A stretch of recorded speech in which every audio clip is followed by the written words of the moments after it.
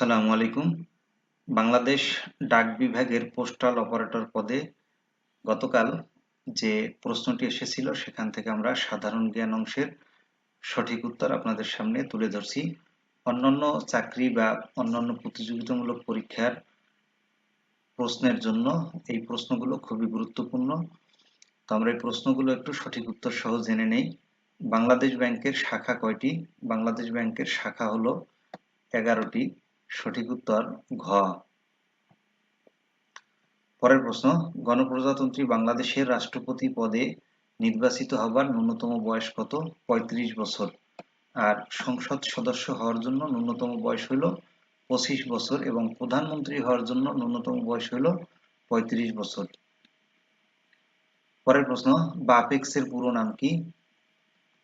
বাপেক্সের পুরো নাম হলো বাংলাদেশ পেট্রোলিয়াম এক্সপ্লোরেশন।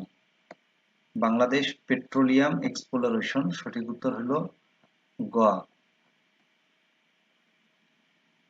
পরের প্রশ্ন, মুক্তিযুদ্ধের সূচনায় মেজর জিয়াউর রহমান ইস্ট বেঙ্গল রেজিমেন্টের কত নম্বর ব্যাটালিয়নের অন্তর্ভুক্ত ছিলেন?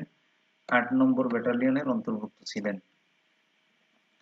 পরের প্রশ্ন, ট্রেডিং কর্পোরেশন অফ বাংলাদেশ কোন মন্ত্রণালয়ের আওতাভুক্ত? ট্রেডিং কর্পোরেশন অফ বাংলাদেশ বা টিসিবি, আমাদের এটা সবার কাছে পরিচিত টিসিবি নামে।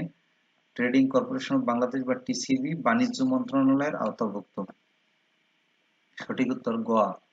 বাংলাদেশ পোস্টাল একাডেমি কোথায় অবস্থিত? বাংলাদেশ পোস্টাল একাডেমি রাজশাহী জেলায় অবস্থিত। পরের প্রশ্ন, মাদাগাস্কার এর রাজধানীর নাম কি? মাদাগাস্কারের রাজধানীর নাম হলো আন্তানানারিভো। সঠিক উত্তর ক।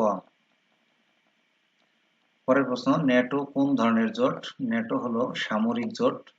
এটি বর্তমানে আলোচনায় এসেছে যে ইউক্রেন যুদ্ধের পরই এটি আলোচনায় এসেছে এবং ইরান যুদ্ধে আমেরিকা এই ন্যাটোর সহযোগিতা চেয়েছিল, কিন্তু কোনো ধরনের সামরিক সহযোগিতা না পাওয়ার কারণে ন্যাটো এই জোটটি আবার আলোচনায় এসেছে। ইন্তিফাদা বলতে কি বোঝায়? ইন্তিফাদা বলতে বোঝায় অভ্যুত্থানকে।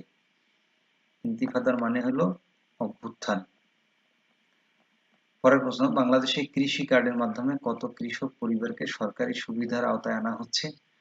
এটি হলো 1,82,00,000। যদিও এখনই সবাইকে আনা হয়নি, তবে ধাপে ধাপে সবাইকে আনা হবে 1,82,00,000 কৃষককে।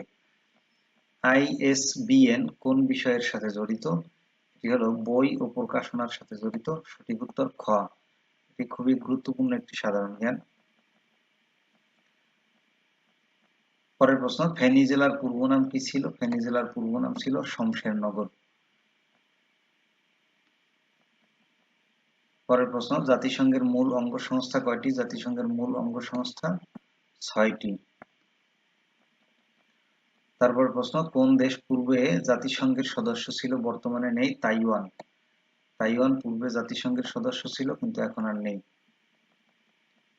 সর্বশেষ প্রশ্ন, পিপিপি এর পূর্ণরূপ কি? পিপিপি এর পূর্ণরূপ হলো পাবলিক প্রাইভেট পার্টনারশিপ। এটির মাধ্যমে মেয়র হানিফ ফ্লাইওভার অর্থাৎ যাত্রাবাড়ি থেকে গুলিস্তান, এই ফ্লাইওভারটি এই যে পাবলিক প্রাইভেট পার্টনারশিপের মাধ্যমে করা হয়েছে এবং আরো সামনে অনেকগুলো উন্নয়ন প্রকল্প এই পাবলিক প্রাইভেট পার্টনারশিপের মাধ্যমে করা হবে। এজন্য এই পিপিপি এটি অন্যতম আলোচিত বিষয়। ধন্যবাদ সবাইকে। আসসালামু আলাইকুম।